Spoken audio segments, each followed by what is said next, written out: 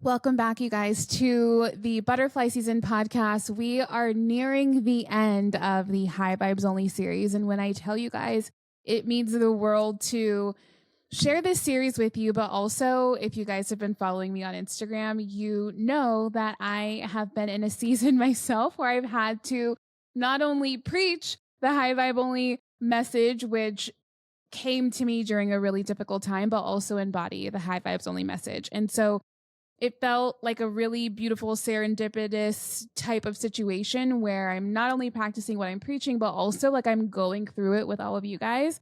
So I just want to express gratitude and just that I love you guys. So for today's micro dose of an episode, we're going to talk about the perfection myth.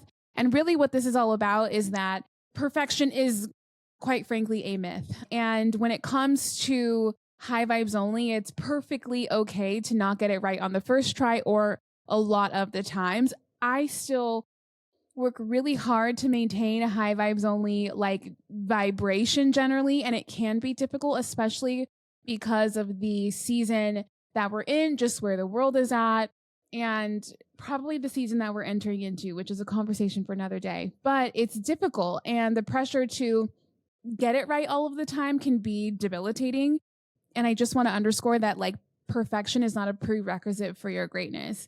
It's the continued striving to want to maintain this type of energy and have this philosophy be like a cornerstone for your life. And because a prerequisite for greatness is not perfection, like High Vibes Only is like in its essence, the exact opposite. The journey towards embodying High Vibes Only doesn't come with a sort of rule book that demands perfection. And it encourages you to embrace the flaws because there are lessons in the times that you do get it wrong, or there are lessons in the times where you weren't high vibes and whatever the situation was got the best of you.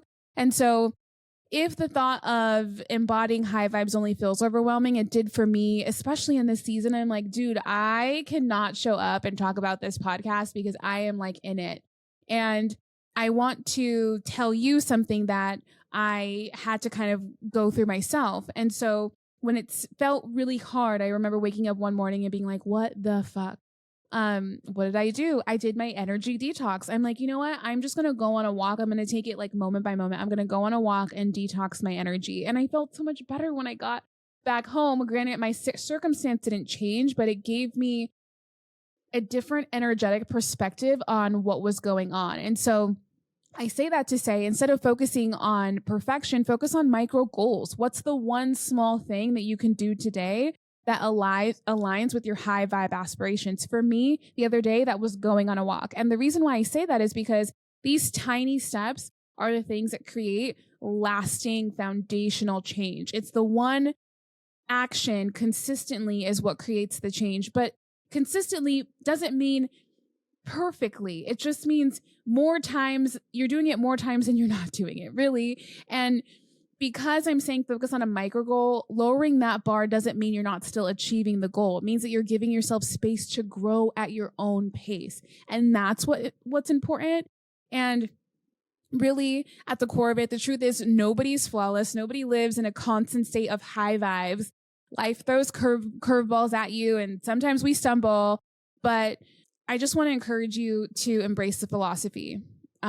Embrace your own authenticity, embrace acknowledging your imperfections, embrace choosing positivity in the face of challenges. Like that sense of embrace takes the pressure off. It allows you to be human. It allows you to recognize how beautiful you are with all of your imperfections. And that is the journey to embodying high vibes. And that journey is also unique to you. It's unique to every single person listening. What works for me might not work for you, but also just take what feels good and throw away the rest. I literally have no feeling one way or the other. Your high vibes doesn't have to look like my high vibe, but we're both high vibe together.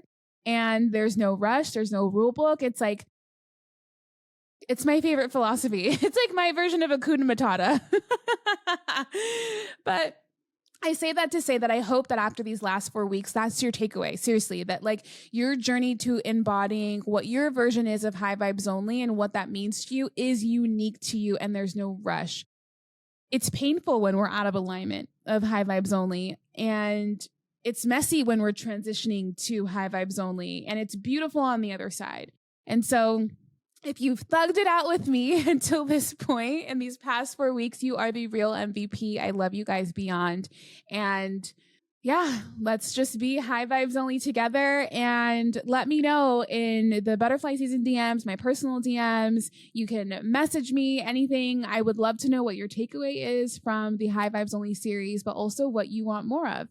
I'm just excited. This has been so much fun, and I appreciate you. Until next time.